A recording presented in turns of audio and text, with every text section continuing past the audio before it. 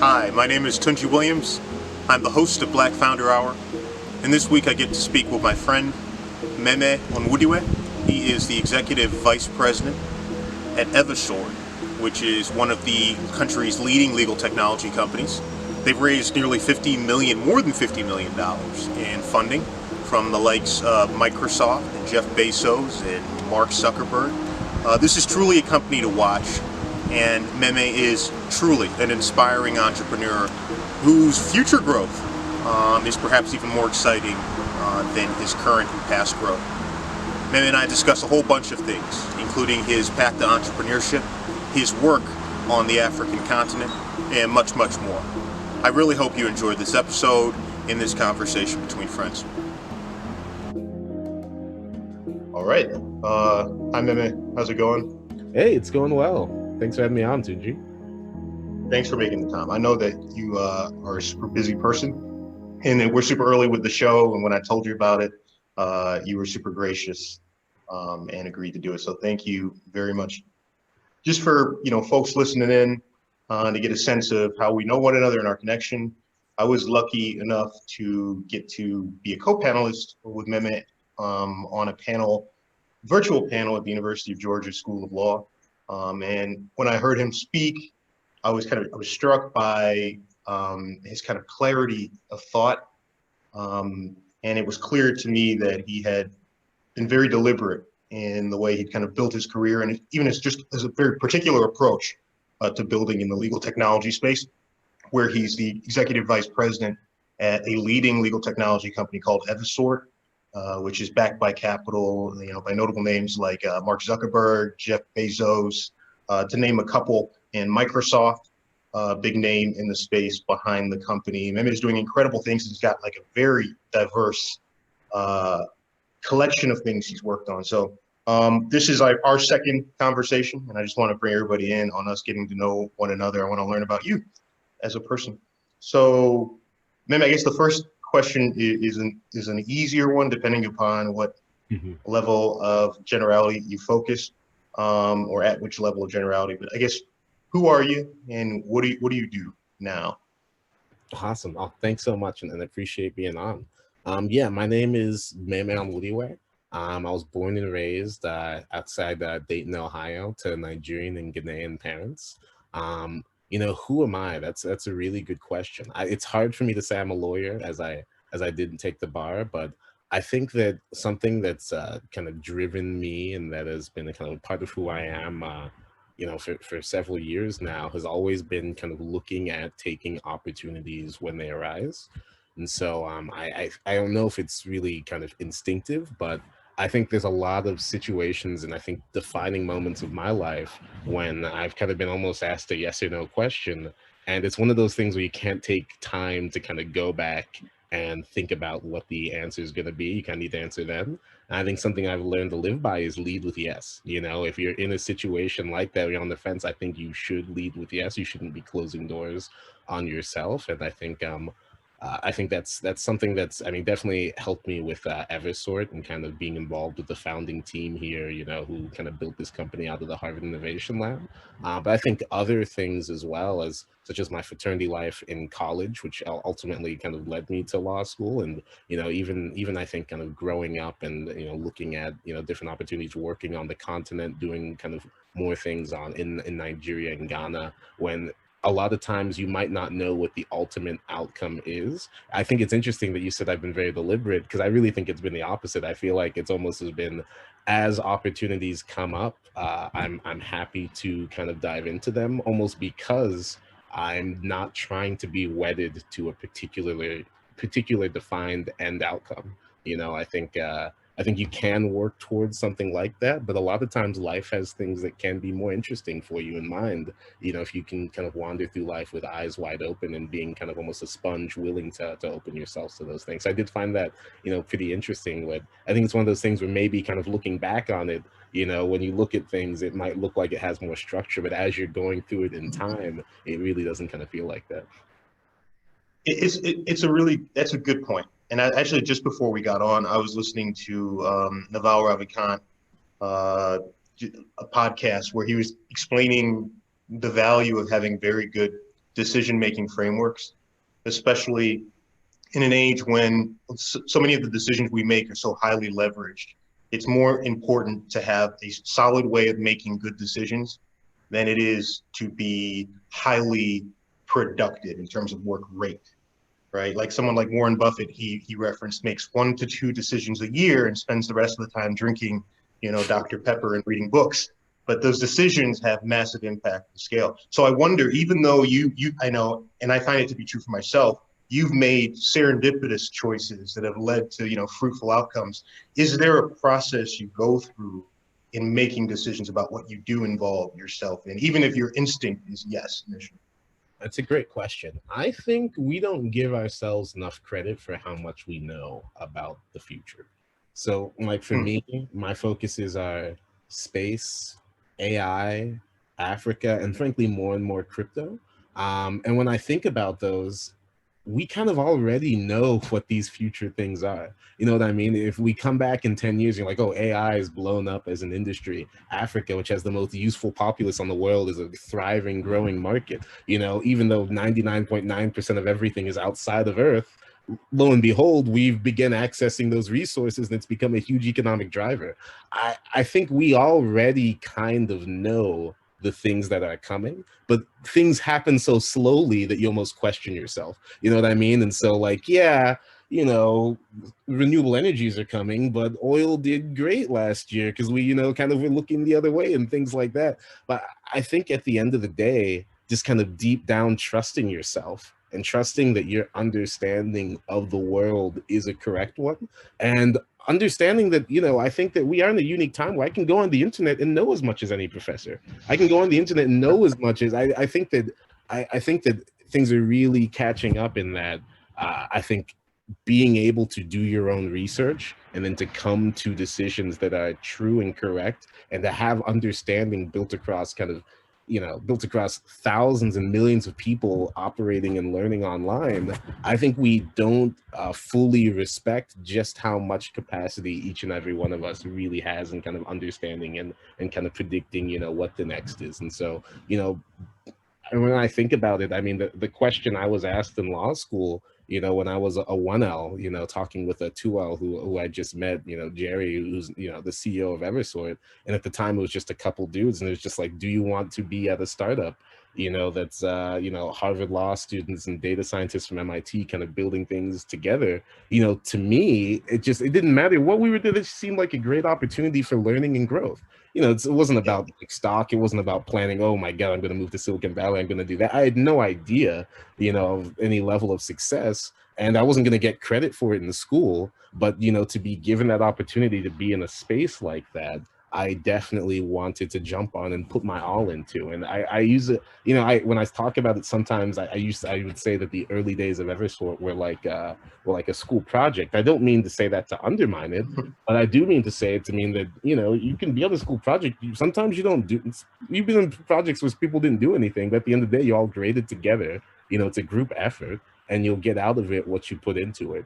And so, even though you don't see kind of the long term, like, oh, on day one, what's all this look like, how we're going to structure everything, at the end of the day, if you have an idea that, artificial intelligence is going to be changing the space and you can see an opportunity to get involved with that, I would go and get involved with it, right? And then trust your instincts and things like that. And so, yeah, I hope that answers the question.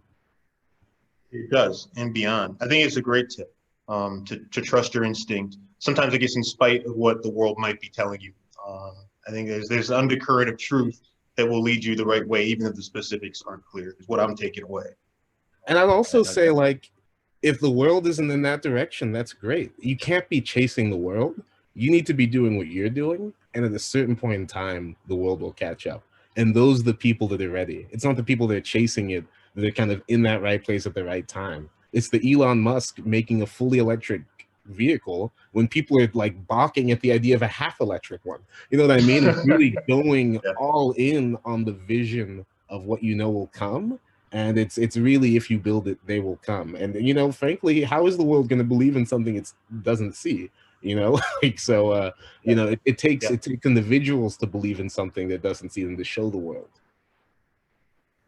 I think that's really well put. and that's truth.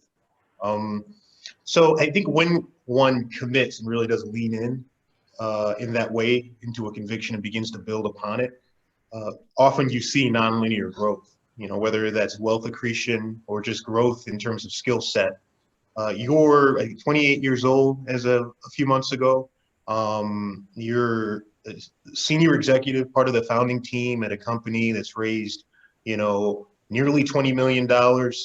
You're in a situation where you can, be involved and be a part of things that most people only dream of being involved in. You're involved on the continent in material ways. What I guess I'm getting at is, how do you keep pace? Are you going towards something? I think sometimes that kind of nonlinear growth can feel like you're climbing up a mountain, and if you look down, it can get scary. I wonder for you, does that growth feel faster at any points than what you're comfortable with or ready for, or is it always just an exhilarating ride that's enjoyable? That's a great question. I would say it's always exhilarating, and I do think sometimes sometimes you're climbing and you're right, you don't look down, right? And when you do look down, you're like, how did I get up here? How is any, because like I said, it was a school project. And then like I wake up and I'm sitting in Silicon Valley, with this job. We got 100 people. We've actually raised upwards of $50 million so far. And Wow. and I think to myself, I never really had a job. I went straight from college to law school, and I was thinking, when am I getting my first job? And you wake up, you're like, oh, I'm in it. This is it, and kind of this is how things are going. So I do think that that nonlinear growth you're talking about is really true. And I do think that if you do start to look down, you can get worried. But I will say one of the most validating things I learned about was actually one of the scariest things. And I learned it at Harvard Law. It was really that nobody really knows what they're doing. You know what I mean? And like, frankly, and it was, you go, because I went to Ohio Wesleyan, it had less people than my high school. Okay. It was like a small college, in liberal arts in Delaware, Ohio. And when I got to Harvard, I'm beginning to kind of, there'd be people, Supreme Court justices coming, all these high level people that if they visited Ohio Wesleyan, we would shut down the school for a week, just to prepare for them. And then like me, I'm sitting down, it's like, oh, senators coming to class. It's like, I got to study. And I'm not even, you know what I mean? Like they kind of that switch up. But being able to have those like relationships, I remember I took an Uber ride back with he was the attorney general at Maine, and at the time he was the longest serving attorney general in kind of US history. And we were just in an Uber together going back, and he's just a normal guy. And it first scares you the first couple of years, because you're like, wait, Obama, all these people, you almost want there to be a conspiracy, you almost want there to be some level of control, just making sure everything's okay. And you realize it really is just people just like me, doing all of these things. And if they're doing something that hasn't been done before, they probably don't know how to do it either, but they're doing it. And I think that really gave me, it could have been scary, but at a certain point in time, it gave me confidence that, at the end of the day, there's all these people doing these amazing things, and all these amazing things out there are really made of people, just like me, who think like that. And if I can have the capacity and the focus to kind of put my energy into things, even if it is difficult and it's hard, me internally, to the outside will look as pristine as all these other things that look, you just don't even question. You don't question the difficulty behind it. You don't question, how Amazon does all those things. It just works and it's great, and they make money and they're successful, and you get mad because they don't pay taxes. We don't think about kind of all the things on the internal. And so even when I'm working internally and it's difficult and you don't know, you're working on something and you can accomplish this step, but you don't know about that next step, just focus on that step and the next step will come, and you'll be able to tackle it when it gets there too. I don't want to say don't sweat the small stuff, but you definitely cannot let uncertainty get in the way of action and lead to a level of paralysis. You really have to keep going and keep moving. And there's some things where, it's almost like a video game. Like you won't get the key to the second door until you finish the first door. So you can't even be thinking about that second door. You finish the first door, And so, yeah, it can be hard, and that's entrepreneurship. But, at the end of the day, you have to be willing to thrive in ambiguity. You have to be willing to kind of go into the uncertain and at least put up a face that it's certain and it's strong. Because I think, I mean, VC funding and all that, at the end of the day, they don't really know the technology. It's really all about confidence, you know? And there's just so much of it is kind of mental. So much of it is kind of ideation. And, you know, the idea, a company isn't a company when you do the LLC, right? Or when you do the first code, right? It's almost when you've convinced other people that it's a company, right? It's almost that kind of, you know, there's almost an element of persuasion there, right? And it's things that I really had not been exposed to. I had not done any kind of real private work. I'd done like kind of government things in Nigeria and different internships, but it's a world that I find very interesting, and it's really changed the way I see the world, because now when I think about kind of creation of things, you really can make something out of nothing. I really was there when it was just words on a whiteboard and 5 people sitting around the Harvard Innovation Lab, and now it's $50 million and more than 100 people in the US and Canada, you know, and just watching that growth, watching it come out of just conversations really does change how I see the world and just how things work. Wow. And it's funny because once you see it, you can't unsee it, right? Exactly. Yeah.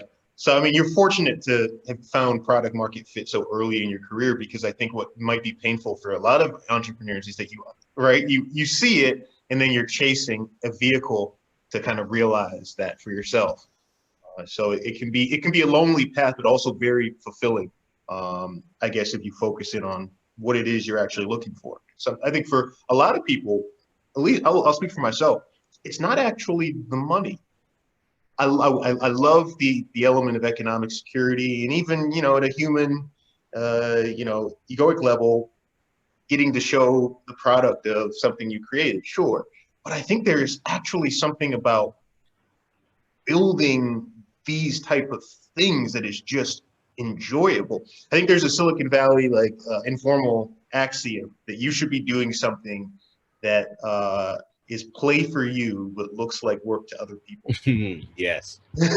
So what would you describe as that for you, right? Like what is play for you that you think looks like work for other people and is part of the success you're having so far in your career? Yeah, I would say from the beginning, the idea, and like Evisort was a really simple idea, right? It's freaking, I guess I can't say it's 2020, 2016 at the time, right? But like, we know that AI can do all these things. And we know we're young lawyers and we're going into law school. And it's like, what do you mean I'm going to spend 3 hours copy pasting indemnification clauses? What do you mean that even though someone wrote the effective date of this contract in the contract, if you want to remember it for when it expires, you have to retype it again when someone already typed it, probably you. You know, it just didn't make sense. The work that people were being asked to do as kind of young lawyers in law firms at companies and the technology that existed in the world, there was a fundamental mismatch. And so in the beginning, when we were training algorithms, and first of all, it was fun working with data scientists because, you know, we all know one of those things where we know data science is the future, and, you know, we can't be asked to actually, you know, learn about it, but we already know, right? Like that's kind of, you know, where things are going. So just being exposed to that was great. But there was menial tasks, right? Of especially when you're building out those initial algorithms, you know, and they said, oh, we need some sample data. Oh, here's a couple hundred. No, we need millions. You know what I mean? And so the idea of kind of going through contracts and manually tagging data, but doing so not as a project, but doing so almost so no one ever has to do that again. You know what I mean? People have been doing this for decades, for years. This is just how you collect data. But we weren't doing it just to collect this data. We were doing it so that no one would have to do this kind of effort in the future, right? And I think even though I could have been in a law firm doing the exact same project and felt unhappy about it, but just because like the frame of what I was doing had this broader goal, it made it much more enjoyable, you know? And so yeah, I think that's definitely an example of that, where kind of the motivations behind it made it more like fun. And as we're kind of staying up late, you know, going through contracts and doing that. If that was my homework for contracts class, you know, I'd be complaining, you know. But instead it was you know, what we were doing to build, you know, powerful AI and to change legal practice, and that brought it a deeper level of meaning, even though it was ostensibly the same work. So you're hitting on, I guess, the purpose level, like purpose alignment with, work alignment. They've got to be in sync. Otherwise, unlikely it's going to be play for you at any level. Amen. And that's what I'm thinking, like, I could say things are play, but there's anything given the right context could not be play and could be work, right? So I do think it's actually really almost the context more than the action that defines that kind of idiom that you started with. So in introducing yourself, I do want to get back to Evisort. I know you guys are like the Google for contracts. I know you're making waves in legal technology. We come from the same industry, no longer in legal technology, but we didn't really meet in that world. But I've read about your company and all you and the team were doing. So I want to get back to discussing them a little bit. But you mentioned as you introduced yourself that you're part Ghanian, part Nigerian. I'm Nigerian as well. I'm curious to what extent, I know it's probably immense, but to what extent your constitution, your heritage and your background plays in who you are today and some of your pursuits. I mean, yeah, definitely like everything. If you look at my work experience, almost half of it has been in Nigeria. At the Electoral Commission, at the Extractive Industries Transparency Initiative, and kind of, different things from there. And then just, of course, growing up, as one does, I can tell you, if my dad wasn't Nigerian, I probably would have gone to Stanford and not Harvard. But, having a Nigerian parent, once he saw I got into Harvard, he's like, okay, applications are done, so, we've done, check that off, and so it really wasn't much of an option. I can attest. Yeah.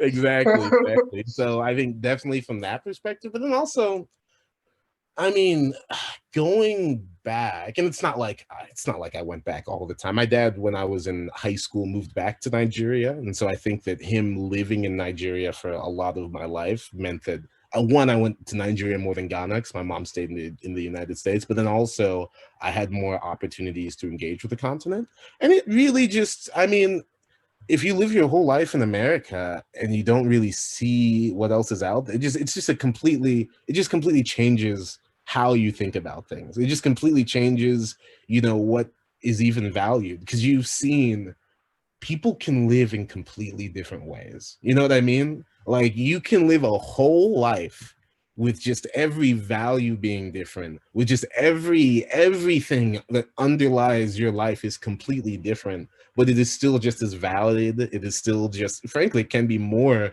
enjoyable, even without some of the decadence that we take kind of for granted out here.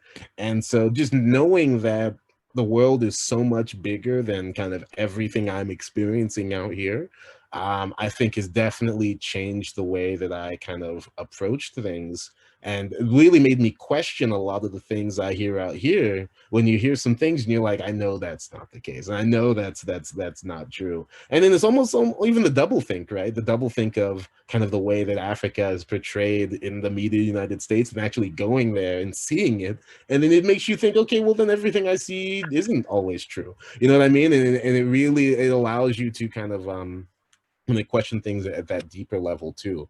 And so I don't know, there's so much to it that I could speak about, the languages, just the different affiliations. When I was at Harvard, I was the president of the African Law Association. I was the editor-in-chief of the Africa Policy Journal, which was a Kennedy School journal, even I didn't attend the Kennedy School. But I think at the end of the day, I think the value that really brought was it's really allowed me to kind of always know of an alternative, right? And to always, no matter what I'm doing, I know that there's probably other ways to do it.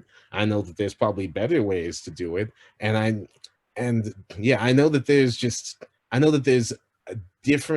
there's completely whole different perspectives that I'm not even taking into account.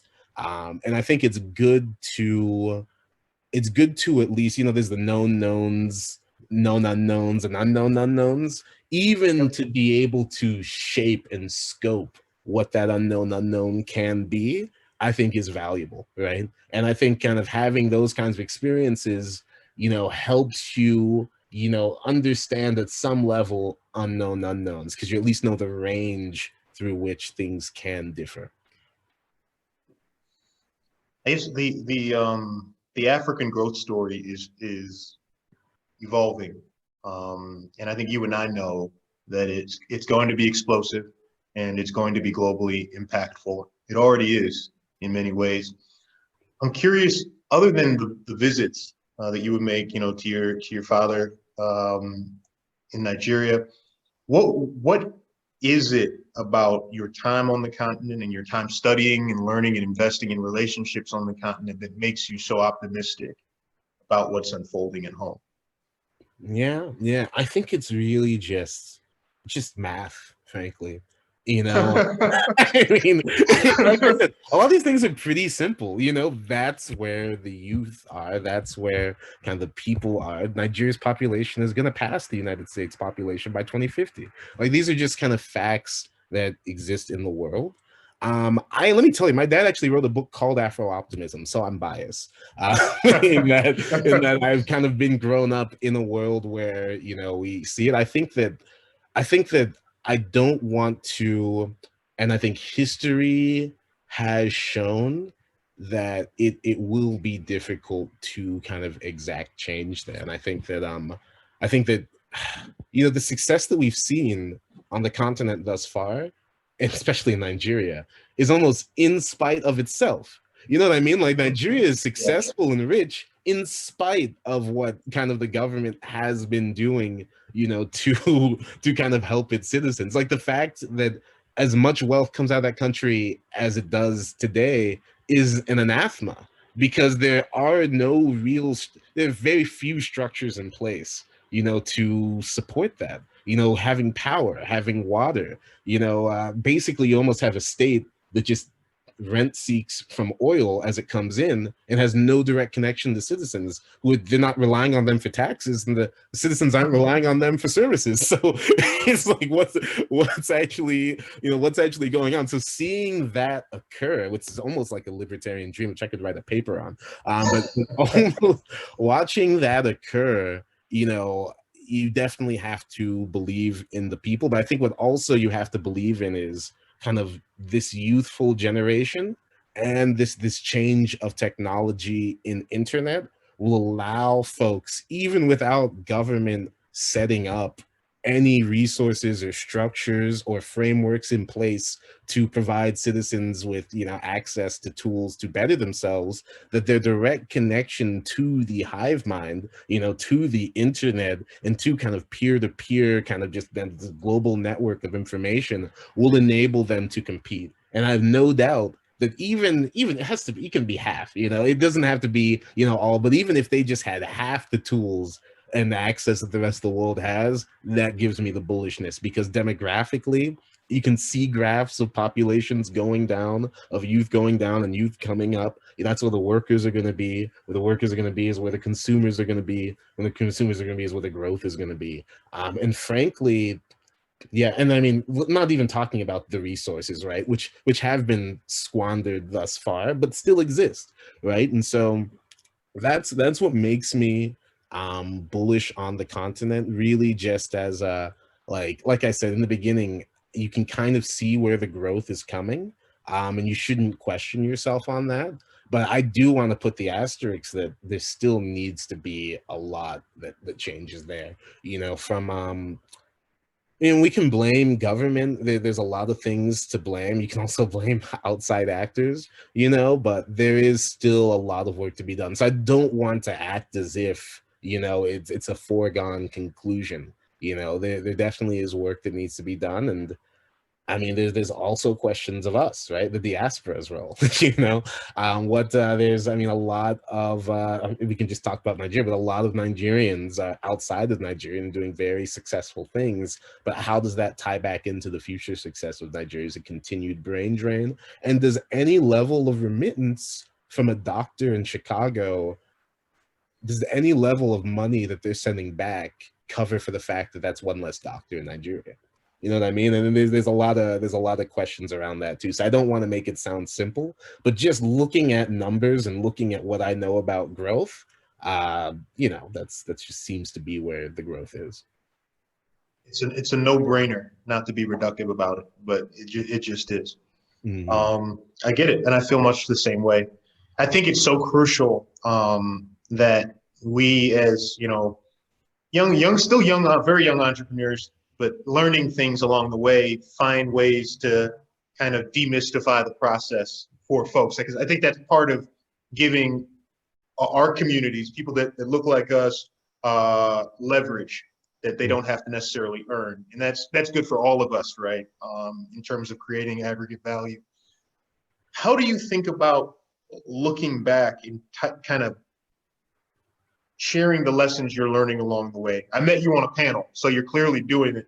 But like, what's your thought process in saying yes to that type of opportunity? How do you think about pouring back?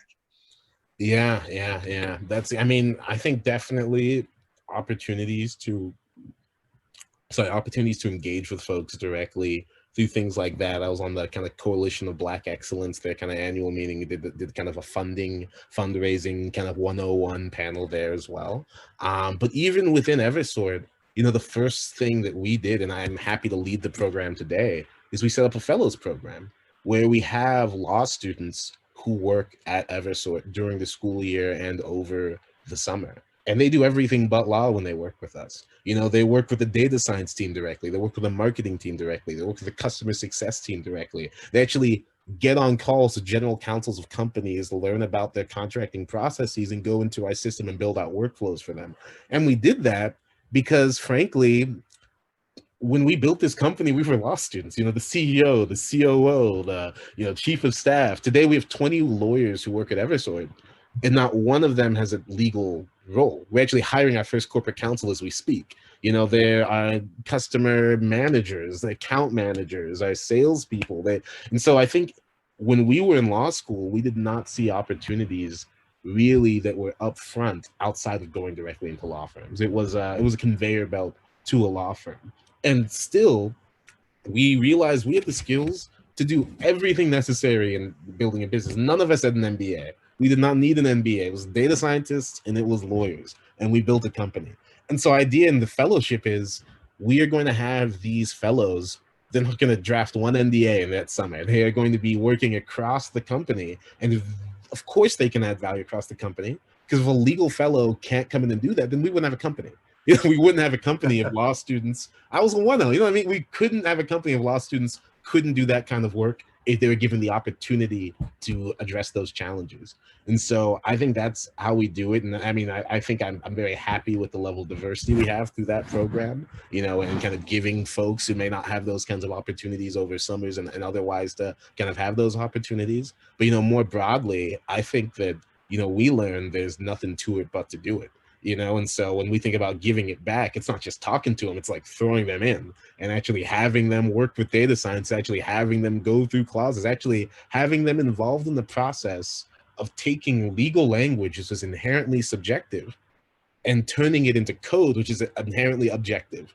And all of the grossness that is involved, the tight definitions, the back and forth, all of that, and actually having them experiencing that, I think is the best way that we've been able to kind of give back through that program. I will say the first person we ever had in that program who actually graduates this year from Georgetown, Josh, is actually graduating. He started his own tech company. And it's and that's what he'll be CEO of that post-graduation, which is exactly couldn't have asked for anything more. So well, I commend you. I mean, that's the ultimate mark of success, is when you teach somebody how to fish for themselves and they then have the courage to go out and do it right away. So good on you for that effort and that initiative. I hope it continues to expand at your company and at other tech companies, legal tech companies in particular, just giving lawyers the confidence to know that you're equipped now to do lots of things, not tied down by your degree. Just retraining your mind a little bit.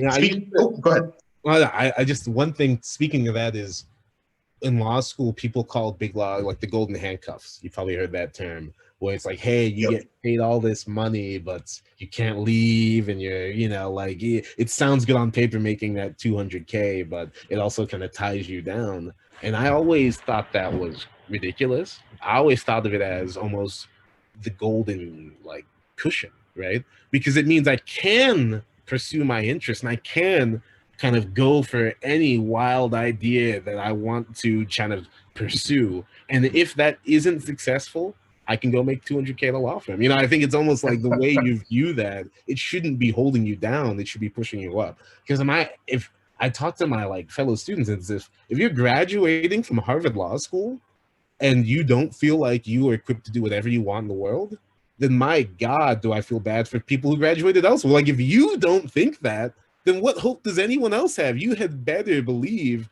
that you can do whatever you want. Because if you're feeling hopeless graduating from there, then that does not bode well from us as a profession. You really couldn't put it better.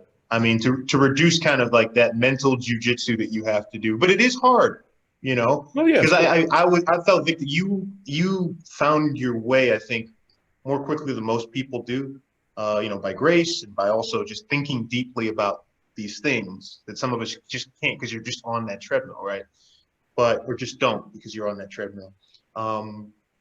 But you're absolutely right. There's a mental jujitsu that needs to happen, a shifting of weight in the way you think about the world that really does open doors and allows you to signals that you just don't see when you're focused on a narrow path that's been set by somebody else. I'm curious about you, man. You have a great tool set, incredible opportunities before you, incredible products, fruits of your labor to date.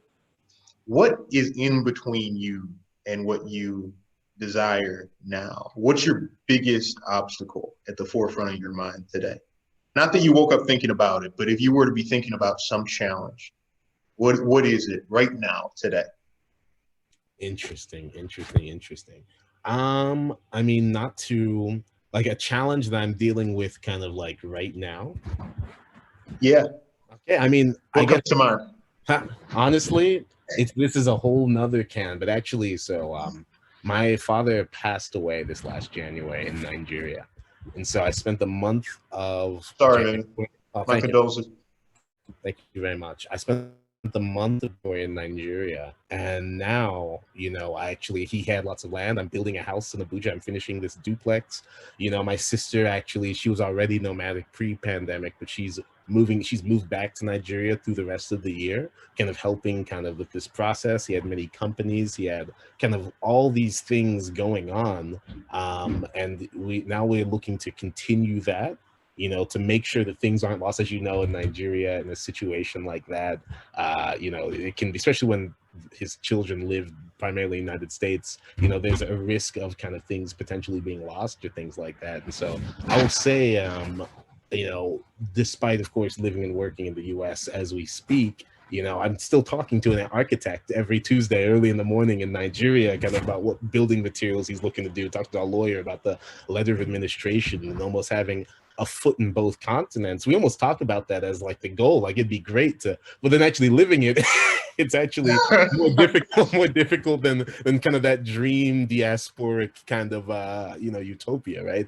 You know, it actually does take work to have a significant footprint on multiple continents at the same time. And, you know, kind of, you know, I think dealing with that and kind of working through that will be kind of a significant challenge, and something that will be, you know, I'll be working through probably the rest of this year and probably beyond. I guess I could glean some wisdom from you here, selfishly. Like, as somebody who's working to establish a genuine footprint on the continent myself, how are you going about managing your time in doing it? You talk about being on early phone calls, but just, you know, in terms of absolute hours dedicated to the work you're doing over there, you know, continue your dad's legacy, I'm sure, building for yourself independently. How do you think about structuring your time and priorities? That's interesting. I have always been of the mind, and this probably isn't healthy, but like, I don't know. I think that time is so much more valuable when you're young and when you're kind of at this point now.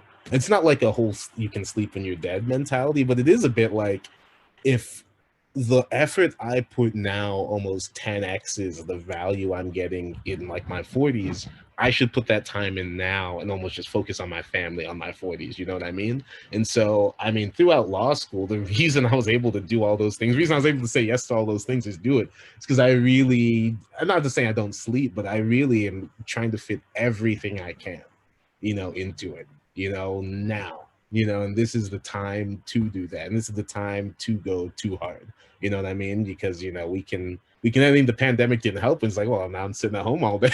Almost, you know, it almost like portends that, right? But, you know, maybe it is a little bit of that millennial mentality of kind of having all these things going at the same time. But, you know, when I was in law school, I liked that at the same time of building Evisort, you know, I was, you know, interviewing presidents with the Africa policy, to the current president of Ghana, the Obasanjo from Nigeria. Like when they came, we were able to have those conversations and do that. You know, we were able to, you know, start the first ever legal technology symposium, you know, while we were there. You know, and that's something that, you know, starting Harvard's first ever legal technology symposium, I can tell you, by the time we finished the first one, people already thought they'd been there for 10 years. And if you just send an email out and inviting someone to that, they will be the most honored they have ever felt, even though it just started like, you know, a week ago, right? And I just felt like as a student that I had so much immense power to create things that would automatically have a force.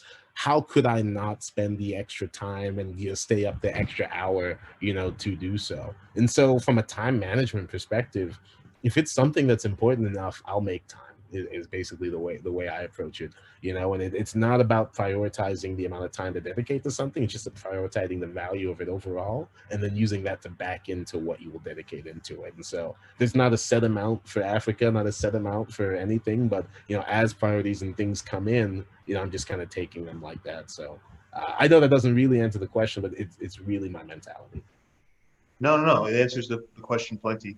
I think it gives a lens kind of into or gives context to your voracious appetite for projects. And I think it's good. I kind of have a similar philosophy, and so far I'm enjoying that approach. And when it no longer is enjoyable, fulfilling, then it's time to reassess and to change approach. For now, full speed ahead. Before I think we started recording, we're talking about, you know, the idea of being on the move now, or perhaps the new normal, in terms of your living situation, and not necessarily needing to be tied down anywhere to be productive and useful and to be living a fulfilling life. I'm curious about that from your perspective, because I know you sold your place in Silicon Valley and you're now with family for this period, but could be anywhere next month. How are you thinking about life and work and living? I won't say post-COVID, because we're still in the midst of it, but during this period and as a result of it. Yeah, I mean, it's been very interesting. I would say that being someone from Ohio, when I was living in the Bay, I'd only been in the Bay for like a year. I mean, when COVID hit, and just for me, driving around Ohio is flat. So any kind of driving between San Francisco and LA, that trip was exciting for me just because there's things to see. And so when I had the opportunity, you know, while continuing to work, of course, but to move out last September, like you said, and explore the Pacific Southwest, Yosemite, you know, San Diego, Joshua Tree, Grand Canyon, it really was, I've never really been able to be out in the West like that. You know, it was really just a novel opportunities to see all these things I hadn't seen. And I greatly kind of appreciated that opportunity to do that while continuing to work, right? You know, continuing to, I called it, you know, work on the weekdays, drive on the weekends. You know what I mean? On the weekdays, I'd sit, you know, be staying in like an Airbnb or whatever, working the whole time. And on the weekends, just kind of going across, you know, and seeing all these expansive things. I think it really is an interesting way to live. And I've got a lot of my colleagues who have different variations on that. If it's kind of using like Hello Landing, which is like a group where you can kind of get leases, but it's each month you can choose a different city. You know what I mean? Even though it's a lease, right? So you can, like, this whole company is already being built around that. And I'd even say, I know this is more personal than company, but from my company's perspective, I think it's worth saying, we've hired more than half our company during COVID. Right, so like more than half the company hasn't met it. We've hired 55 people. We just kind of passed 100 the other day, and so like that whole idea of, we did not set out to build a remote company, but just based off the timing of our growth, it's been thrust upon us. And how do we be remote first, so folks who are hired remote will remain remote, don't feel kind of locked out, as we do have more and more in person, right? Because you don't want to shift back to in person if so many people are remote, that could actually disrupt things, right? By creating unnecessary silos, so you almost want to continue working as if you're remote, even as you begin to add more in-person elements again. And I know that's something that we're kind of struggling and thinking about, and kind of touches on your whole overall idea of what is work during the pandemic, right? Yeah. So that's the micro and the macro level. I love it, and I love it, and that's I think a fulsome description of not only the change that we've experienced, but I think how both at the personal and professional level, at personal and business level, corporate level, we've got to be adaptive, because I think the change going forward is pretty much the thing we're going to be able to count on, and rapid change with that. I don't want to change speed or direction too fast, but I'm fear I might here, but I'll do it anyhow. As you were talking in my background, I'm thinking about mentors, and the mentors that have actually had the most impact on me have not been my formal mentors, nor have they been the mentors that kind of spoon feed me, rather, the brochure version of life or their career or their company. It's the folks that kind of take you to dinner or to coffee or drinks and say, look, this is how it actually works, and kind of empower you to take the fastest route to your version of success where they are experts. So I'm curious for you, if you've had those type of mentors at any stage in your life. No need to be specific as to who they are, but I'm curious, where and what impact those mentors have had on you in the way you see your career and life. Yeah, I mean, I got one. I'll say his name. It's Andrew Paik. Sungwon Paik is, full Korean name. But it's funny. He's basically my age, only a year older than me, in college. Me and him actually ran for school president, vice president together back in the day. We were the same fraternity. And I'll never forget, because, I was smart kid, he was smart kid. We had the same GPA. And just all of a sudden, one day, he posts, hey, guys, I'm going to Harvard Law. And I was just like, you're doing what? Because I mean, from my mind, I'm like, it'd be great if I could go to NYU. No, that wasn't even like an option or something I was thinking about, And so I really pulled him aside. It was exactly what you said. It's like, okay, how did you just do that? Right. And like he took the LSAT while he was a student, while I took a gap year, and I had to study in between. But it really was kind of me. I'm not saying I probably was limiting myself, but it wasn't something that I thought I would outwardly be like, oh, I want to go to Harvard Law as my law school and do all of this. I was thinking, in college, you're vaguely, yeah, law school's next. You know what I mean? But you don't really take that step until I saw him do that. And then he took me aside. He's like, well, this is how you do it. You know what I mean? Because I'm like, I know we have the same GPA. And he had that conversation like you said. He's like, no, this is the LSAT. These are the bands. This is how this works. And, lo and behold, 2 years later, he was a 3L. I was a 1L. And this was also important. We lived on the same floor in the dorms. And so, I mean, my ability to look past what's this law school thing is was because there's a guy right there who was and let me tell you, someone from Ohio Wesleyan, no one from Ohio Wesleyan goes there. That's not a normal thing. Okay. I don't think it happens. It's not like, it's not, but like for us to be on the same floor in the dorms, for him to literally, I see him every day, and as things are happening, he's like, no, I was there 2 years ago. This is what it is. It's what gave me the confidence to join a startup in my 1L, because I already had the view of exactly what things look like. And I was able to have those intimate conversations with someone, and how law school is. Everyone's almost kind of holding things to their chest. You want someone that you can really get the brass tacks from, but who literally also just did it, right? And who knows you? He knew me very well when he was president, so he knew. And so I think it was really perfect, and kind of the value of having Andrew, there, both in college and in law school, I think I cannot be overstated to kind of my own professional development. So, and that you never forget people who kind of help you in that type of way, because a lot of times there's just nothing in it other than them realizing that this is just a good thing to do, and it feels good for everybody involved. So I'm happy you had that, and I know that you give it back clearly. I guess it's a good segue into a question I had about leadership. In your positions, you've been fortunate to speak with several heads of state, interview them, get to know them as people. I'm curious for you, as you speak with people at that level and you observe people in your life who demonstrate solid and strong leadership skills, what have you taken away as a technology executive in your own right? what have you taken away? What are the most important pillars or core principles of leadership that you observe? Right. No, that's a really good question. I think it's about I think it's people who see leadership as almost not using a team to, not using a team to achieve your goals, but almost learning about their goals. And to the extent you can align them to your goals, it's great, but making the focus helping them achieve whatever their particular goal. And maybe their goals is like a sales amount, right? Maybe this can still be tied to your company, right? But the framework should be around you supporting them to do something as opposed to them doing something for you. And even though those lines can be blurred, I think if that's your fundamental stance, I think that you get the most and the best out of people, which is, as a leader, I think kind of what you're trying to do. And so, yeah, I think that's a frame that I've seen.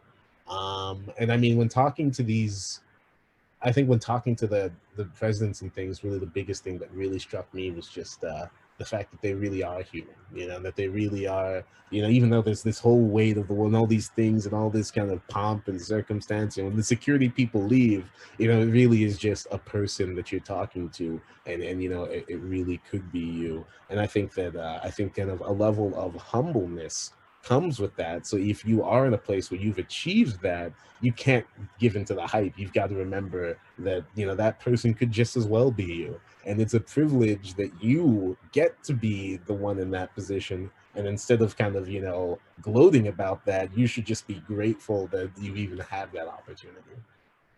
I want to let that sink in, because that right there, I think is core wisdom, and can guide the way one behaves on your ascension, but also once you've reached there and when things are not going as well for you. I think if you maintain that principle, you put yourself in good stead. I know it's Sunday. I know you're with your mom and your sisters. I don't want to keep you much longer. I have one question that's a little less lofty than maybe some of the other ones, but one I'm really interested in. I know that you spent time while you were at Harvard learning Igbo, and you also speak French. I'm curious, and you tutored French, I think, during your gap year. Yes. So you have some level of affinity for languages. I'm curious both about your motivation for learning those languages, but also methods, and kind of where are you now with those languages, and how do you use them, if at all? That makes sense. It's a really good question. I'd say so an interesting thing is, although Ghana and Nigeria are both Anglophone countries, my mom and my dad both spoke French. And so on my mom's side, my grandpa moved our whole family from Accra, Ghana to Paris when they were young. And so actually, like, I've got an aunt who lives in Paris. I've got one of my aunts married a Congolese man and live in Gabon. So the whole branch of my family speaks only French. And so growing up, and this is something this is actually something else interesting. When you talk about learning languages, you can take a French class to get an A, or you can take a French class to learn French. And when I was like in middle school and high school, a lot of my friends were taking French classes to get A's, as they should, because that's why you're in school. But for me, I knew that there was a branch of my family I could not communicate with unless I knew how to speak French. So my focus was actually learning French. You know what I mean? Because that was kind of that's kind of why I was there. And like one of my cousins, they actually would live with us. So in my middle school, two of them moved to Ohio to learn. And actually, all of those ones from Gabon now live in the United States, and they all speak English. And when they first came, our house would be the landing point. And so actually, it was interesting. I wasn't allowed to speak French at home because the priority was teaching them English. And so it was almost a thing where it's like, because I wasn't allowed to do it, it made me want to do it more. You know what I mean? Child psychology. Exactly. Almost reverse psychology of like, yeah. So yeah, I think that's, and I went on to, of course, major in French in college and studied abroad and had kind of family. And I think, study abroad, I lived with my aunt who lives in Paris, and she was very good about, even though she speaks English, only speaking French. And I think study abroad is so important. Even if you're not learning a language, I think everybody should study abroad. But if you are learning a language, you should study abroad and you should just live that thing. And another point is, like, it's like when we talked about the company, there's no point in which you're fluent. No one's gonna come whisper in your ear like you've done it. Like you wake up and you have a mustache and a beret one day. Like no, like you almost choose when you're fluent. You know what I mean? Like you reach a certain capacity and you realize like, hey, I can survive. And once you own that you're fluent, then you kind of take it from there.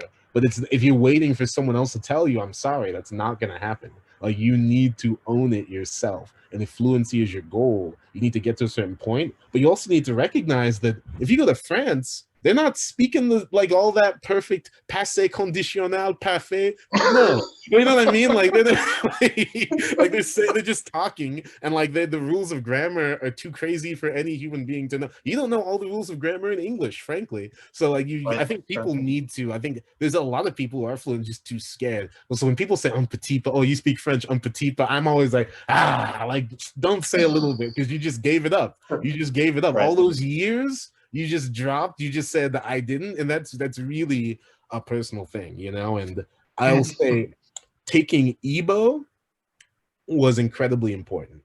You know, because my parents were Nigerian and Ghanaian, they couldn't speak their, you know, home languages at home because my mom spoke Ga and Tree, while my dad spoke Igbo, but you know, those are different languages, right? So really only could speak English and French at home, right? And like I said, we weren't allowed to speak French. And so you know, going to Harvard, and the reason I liked Harvard and Stanford was that they did have Igbo programs. And I'll say I still don't speak Igbo. Like I know enough to impress a parent. If you're Nigerian in Igbo, I can make your parents feel really disappointed about you by like, saying a few things. but like I can't go that much deeper. Mental note: don't invite Memme over for dinner. Yeah, exactly.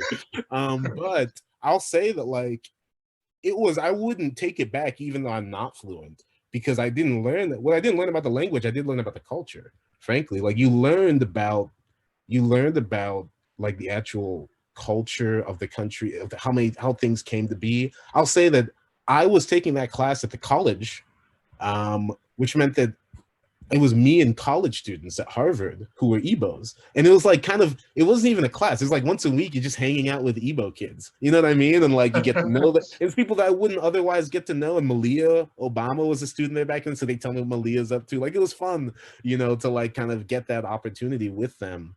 And I think even more than that, you know, people say, what's a language? What's a dialect? I firmly believe that all these Latin languages like French and Spanish are just dialects. I don't think they're actual different languages. I'm sorry, that's controversial. But if you tell me that the word welcome is welcome and bienvenue is just the French word for well and the French word for come, and then bienvenidos is just the Spanish word for well and come, it's just a dialect. You know what I mean? Like there's not a core idea that's different. When you talk about Igbo, the whole construction and idea of that language comes from a different spot. Like Ibolachi means welcome, but it means like the sun has cracked. You know what I mean? It comes from a different spot, you know? And like you learn so much, like you learn about your parents' mannerisms. When they say this thing, that thing, you learn that ihe means thing. And then like the way in Igbo, you use that word a lot more, you know? And so like you understand their mannerisms in English and like the weird quirks they have in English because you understand them from Igbo, you know? And I actually took Arabic in college, and that was a similar thing where I took a semester of Arabic and didn't get past the alphabet, because it's actually a fully different language. You know what I mean? Like when you're learning a language, you're not just learning a language, you're learning like that deeper culture and that essence of those peoples, you know? And that was an experience, I think, different from French. I think French was more just like, this means this in English, this means this in French. But like in Evo, like there's just a completely different idea for a thing, and ideas that don't exist. I think it's those ideas that are the language. And I think the learning those languages is important because those ideas are frankly important, you know? So I could go on about languages for a long time. I appreciate you asking that question. That was a good one. Oh, my pleasure. Clearly you could go on that. And that's such a beautiful answer. I won't even, I was going to try to flourish on top of it, but I won't. Thank you, Memme, so much for making this time. I really enjoyed this conversation. As I said before we started recording, I wanted to use this as an opportunity to get to know you better, because when we spoke on the panel together, I just thought, wow, this person is really, really interesting and thoughtful. And you, I think you proved the point again here today. I hope everybody enjoys listening to that. I think there was a lot of wisdom packed into your answer about languages that has nothing to do with learning languages as well. So I hope when folks go back and listen to that, they extrapolate. Emma, thank you so much. I like, at the end of these, I like to just ask, how do people follow you or get in touch with you? They're interested in collaborating or just following you as you build going forward. Yeah. I think add me on LinkedIn. My name is Memme Onwudiwe. Or if you email me, memme at Evisort, like the plant, .com. Fantastic. And we'll have the details in the show notes. And Memme, all the best to you and all that you do. I look forward to staying in touch and involved with you in ways. Thanks again for taking time today. Awesome. Thank you. And I really appreciate you creating this platform for folks to have these opportunities. This is awesome, and keep it up, and excited to keep it. Thank you. Thank you.